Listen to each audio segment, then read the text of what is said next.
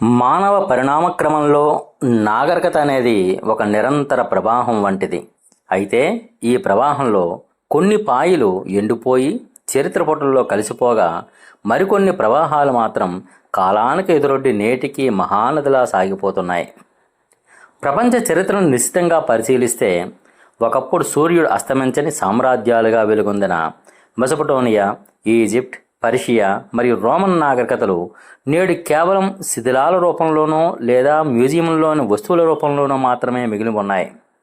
ఈ పురాతన సంస్కృతులు అంతరించిపోవడానికి గల కారణాలను విశ్లేషిస్తున్నప్పుడు, అబ్రహామిక్ మతాలైన క్రైస్తవ మరియు ఇస్లాం మతాల విస్తరణ ప్రధాన పాత్ర పోషించాయని చరిత్రకారులు భావిస్తున్నారు. ఈ మతాల వ్యాప్తి జరిగిన తీరు, వాటి ప్రభావంతో స్థానిక సంస్కృతులు నామరూపాలు లేకుండా పోయిన విధానం ఒకవైపు ఉంటే, వేల ఏళ్ల దాడులను అణిచివేతలను తట్టుకొని నేటికి సజీవంగా ఉన్న హిందూ మతం లేదా సనాతన ధర్మం యొక్క మనుగడ మరోవైపు ప్రపంచాన్ని ఆశ్చర్యపరుస్తోంది. ఒక నాగరికత అంతరించిపోవడం అంటే కేవలం దాని రాజకీయ అధికారం కోల్పోవడం కాదు, ఆ ప్రజల జీవన విధానం, వారి ఆరాధనా పద్ధతులు, వారి భాష మరియు వారి మూలాలు పూర్తిగా విస్మరించబడటం. ఈ ప్రక్రియలో భారతదేశం మాత్రమే తన ఆత్మ ఎలా కాపాడుకోగలిగిందనే అంశంపై ప్రపంచవ్యాప్త మేధావులు, చరిత్రకారులు మరియు మతాధికారులు వ్యక్తం చేసిన అభిప్రాయాలు లోతుగా విశ్లేషించడం జరిగినది. ప్రపంచవ్యాప్తంగా పురాతన సంస్కృతులు అంతరించిపోవడానికి ప్రాథమిక కారణం బాహ్య శక్తుల దండయాత్రల కంటే ఆ దండయాత్రల వెనుక ఉన్న మతపరమైన ఏకధర్మవాదం అని చరిత్రకారుల విశ్లేషణలో స్పష్టమవుతోంది. క్రైస్తవ మతం ఐరోపాలో ప్రవేశించినప్పుడు అక్కడ ఉన్న పగన్ సాంప్రదాయాలను అది పూర్తిగా తుడిచిపెట్టేసింది. క్రీస్తకం 1000 నాటికి పశ్చిమ ఐరోపాలోని ప్రతి పవిత్ర వనం ధ్వంసం చేయబడింది. ప్రతి పాత ఆచారం క్రైస్తవ ఆచారాల్లో విలీనం చేయబడింది లేదా నిషేధించబడింది. అదేవిధంగా ఇస్లాం మతం అంటే పర్షియా నేటి ఇరాన్లో ప్రవేశించినప్పుడు అక్కడ శతాబ్దాల పాటు వెలసిల్లిన జొరాస్ట్రియన్ మతం దాదాపుగా అంతరించిపోయింది. జొరాస్ట్రియన్లు తమ ప్రాణాలను, మతాన్ని కాపాడుకోవడానికి పారిపోయి హిందూ భారతదేశం ఆశ్రయం పొందవలసి వచ్చింది. ఈజిప్ట్ నాగరికత విషయానికి వస్తే, అది అస్సీరియన్లు, పర్షియన్లు, గ్రీకులు మరియు రోమన్ల చేతుల్లో వరుసగా పరాజయం పాలైంది. క్రీస్తకం 30లో రోమ్ ఈజిప్టును స్వాధీనం చేసుకున్న తరువాత అక్కడ క్రైస్తవ మతం వ్యాప్తి చెందడం ప్రారంభమైంది. దీని ఫలితంగా ప్రాచీన ఈజిప్టియన్ దేవాలయాలు మూతపడ్డాయి. హైరోగ్లిఫియన్ లిపిని చదివే సామర్థ్యం ప్రజల్లో నశించింది. మరి చివరకు క్రీస్తకం 641లో ఇస్లామిక్ దండయాత్రతో ఈజిప్టియన్ సంస్కృతికి సంపూర్ణ ముగింపు పలికినట్లయింది. ఈ ప్రక్రియను మనం సాంస్కృతిక విధ్వంసంగా పిలవవచ్చు. వివిధ ప్రాచీన నాగరికతలు ఎలా అంతరించాయో దీని ద్వారా మనకు అర్థమయ్యే ప్రాథమిక సత్యం ఏమిటంటే, ఒక మతం రాజకీయ అధికారంతో జతకట్టినప్పుడు అది స్థానిక వైవిధ్యాన్ని సహించలేకపోయింది. క్రైస్తవ మతం యొక్క పవిత్ర యుద్ధాలు మరియు ఇస్లామిక్ జహాదీలు ప్రపంచపటంలో అనేక ప్రాచీన సంస్కృతులను సమాధి చేశాయి. ప్రపంచంలోని అన్ని ప్రాచీన సంస్కృతులు తుడిచిపెట్టుకుపోగా హిందూ మతం మాత్రమే నేటికి ఒక సజీవ సంస్కృతిగా ఎలా నిలబడగలిగింది అనే ప్రశ్న మేధావులను ఎప్పుడూ వేధిస్తూనే ఉంటుంది. దీనికి గల కారణాలను విశ్లేషిస్తే, హిందూ మతం యొక్క అంతర్గత దృఢత్వం మరియు దాని విలక్షణమైన నిర్మాణం మనకి కనిపిస్తాయి. ఇతర మతాలు ఒక కేంద్ర అధికార పీఠంపై ఆధారపడి ఉంటాయి. ఉదాహరణకు, రోమన్ సామ్రాజ్యంలో చక్రవర్తి క్రైస్తవ మతానికి మారినప్పుడు మొత్తం సామ్రాజ్యం క్రైస్తవ దేశంగా మారిపోయింది. కానీ భారతదేశంలో అటువంటి పరిస్థితి ఎప్పుడూ లేదు. హిందూ మతం యొక్క మనుగడకు ప్రధాన కారణం దాని వికేంద్రీకరణ నిర్మాణం. దీనికి ఒక్క స్థాపకుడు లేడు, ఒక ప్రవక్త లేడు, ఒక్క మత గ్రంథమే ఆ పరమావధి కాదు. దీనివల్ల దండయాత్రలు జరిగినప్పుడు ఒక కేంద్రాన్ని ధ్వంసం చేయడం ద్వారా ఈ మతాన్ని అంతం చేయడం సాధ్యం కాలేదు. దేవాలయాలు ధ్వంసం చేయబడినప్పుడు విశ్వాసం ఇళ్లకు, అడవులకు మరియు గ్రామీణ ఉత్సవాలకు తరలిపోయింది. ప్రతి గ్రామం ఒక చిన్న ఆధ్యాత్మ కేంద్రంగా పనిచేసింది. ముస్లిం పాలకులు నగరాలను జయించిన గ్రామాలలో ఉన్న హిందూ జీవన విధానాన్ని పూర్తిగా మార్చలేకపోయారు. మరో కీలకమైన కారణం భక్తి ఉద్యమం.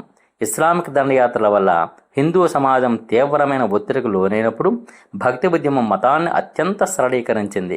సంక్లిష్టమైన యజ్ఞయాగాల కంటే భగవంతునిపై ప్రేమ, నామస్మరణ ముఖ్యమని బోధించడం ద్వారా ఇది సామాన్య ప్రజలను మతానికి దగ్గర చేసింది. మీరాబాయి, కబీర్, తులసీదాస్ వంటి సంతులు సమాజంలోని అన్ని వర్గాలను ఏకం చేశారు. హిందూ మతంలో ఉన్న స్థితిస్థాపకత మరియు తత్వశాస్త్ర వైవిధ్యం దానిని అజేయంగా మార్చాయి. ఒక వ్యక్తి ఏ దేవుడినైనా ఆరాధించవచ్చు లేదా అసలు దేవుడిని నమ్మకపోవచ్చు, నాస్తికత్వం అయినా అతను హిందువుగానే కొనసాగవచ్చు. ఈ విసులుబాటు వల్ల ఇతర మతాలు చేసే దాడులకు హిందూ మతం విరిగిపోకుండా తిరిగి నిలబడగలిగింది.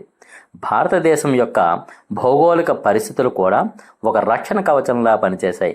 ఉత్తరాన హిమాలయాలు, 3 వైపులా సముద్రాలు ఉండడం వల్ల విదేశీ దండయాత్రలు జరిగినప్పటికీ అవి భారతదేశం యొక్క మూలాలను పూర్తిగా చేరుకోలేకపోయాయి. దీని ద్వారా మనకు అర్థమయ్యేది ఏమిటంటే హిందూ మతం ఒక వ్యవస్థ కాదు, అది ఒక జీవన శైలి. ఒక వ్యవస్థను కోల్చడం సులభం, కానీ లక్షలాది మంది ప్రజల రక్తంలో ప్రవహించే జీవన శైలిని మార్చడం అసాధ్యం. భారతదేశం యొక్క ఈ అద్భుతమైన మనుగడను చూసి ప్రపంచవ్యాప్త మేధావులు ఆశ్చర్యపోయారు. వారు హిందూ మతం గురించి చేసిన వ్యాఖ్యలు కేవలం ప్రశంసలు మాత్రమే కాదు, అవి చారిత్రక సత్యాలు. అమెరికన్ చరిత్రకారుడు Will Durant the story of సివిలైజేషన్లో భారతదేశాన్ని మానవ నాగరికతకు మాతృభూమిగా అభివర్ణించారు. భారతదేశం మన జాతికి మాతృభూమి. సంస్కృతం ఐరోపా భాషలకు తల్లి. భారతదేశం మన తత్వశాస్త్రానికి తల్లి. అరబ్బుల ద్వారా మన గణితానికి తల్లి. బుద్ధుని ద్వారా క్రైస్తవ మతంలోకి ఆదర్శాలకు తల్లి. గ్రామ సమాజం ద్వారా స్వయం పాలన మరియు ప్రజాస్వామ్యానికి తల్లి. మాతృభూమి భారతదేశం మనందరికీ తల్లి అని ఆయన పేర్కొన్నారు. ప్రముఖ రచయిత మార్క్స్ ట్వైన్ భారతదేశం గురించి మాట్లాడుతూ, భారతదేశం మానవ జాతికి ఊయల, మానవ భాషకు పుట్టినిల్లు, చరిత్రకు తల్లి, పురాణాలకు అమ్మమ్మ మరియు సాంప్రదాయాలకు మొత్తమ్మ. మానవ చరిత్రలో అత్యంత విలువైన మరియు బోధనాత్మకమైన విషయాలు భారతదేశంలో మాత్రమే ఉన్నాయి అని కొనియాడారు. ఈ మాటలు హిందూ సంస్కృతి ఎంత పురాతనమైనదో మరియు ఎంత ప్రభావవంతమైనదో నిరూపిస్తున్నాయి. బ్రిటిష్ చరిత్రకారుడు ఆర్నాల్డ్ టోయినీ చేసిన విశ్లేషణ మరింత లోతైనది. ఆయన ప్రపంచంలోని 22 నాగరికతలను అధ్యయనం చేసి అందులో 19 నాగరికతలు నైతిక పతనం వల్ల అంతరించాయని తేల్చారు. భారతదేశం గురించి ఆయన మాట్లాడుతూ, ప్రస్తుతం మానవజాతి స్వీయ వినాశనం నుండి తప్పుకోవాలంటే దానికి ఏకైక మార్గం భారతీయ మార్గమే. పాశ్చాత్య నాగరికత టెక్నాలజీతో ప్రారంభమైనా అది ఆత్మహత్యకు దారితీయకుండా ఉండాలంటే దానికి భారతీయ ముగింపు అవసరమని స్పష్టం చేశారు.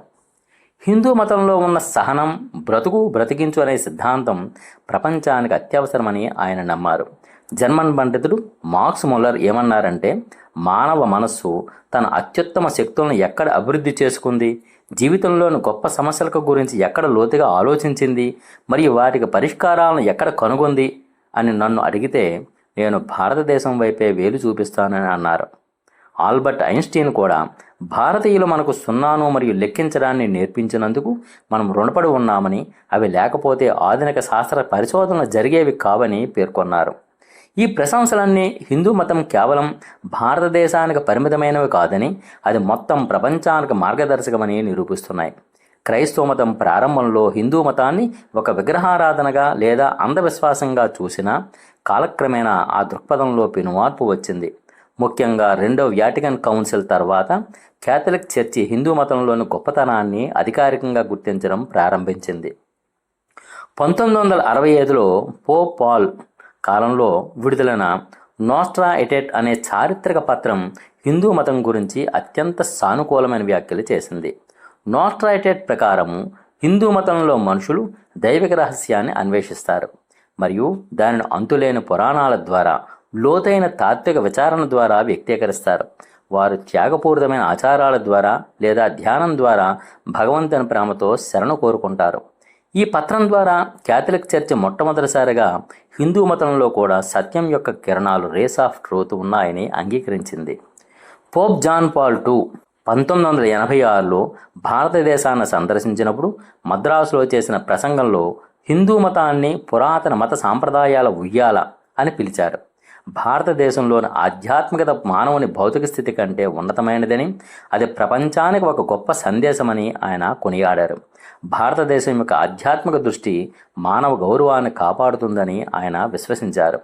ప్రస్తుత పోప్ ఫ్రాన్సిస్ కూడా అన్ని మతాలు దేవుడిని చేరుకోవడానికి వివిధ మార్గాలని, వివిధ భాషల వంటివని వ్యాఖ్యానించారు. ఇది హిందూ మతంలోని ఏకం సత్విప్రా బహుదా వదంతి అనే సిద్ధాంతానికి దగ్గరగా ఉండడం విశేషం. క్రైస్తవ మతాధికారులు ఈ మార్పు హిందూ మతం యొక్క విశ్వసనీయతను ప్రపంచ స్థాయిలో ధృవీకరిస్తోంది.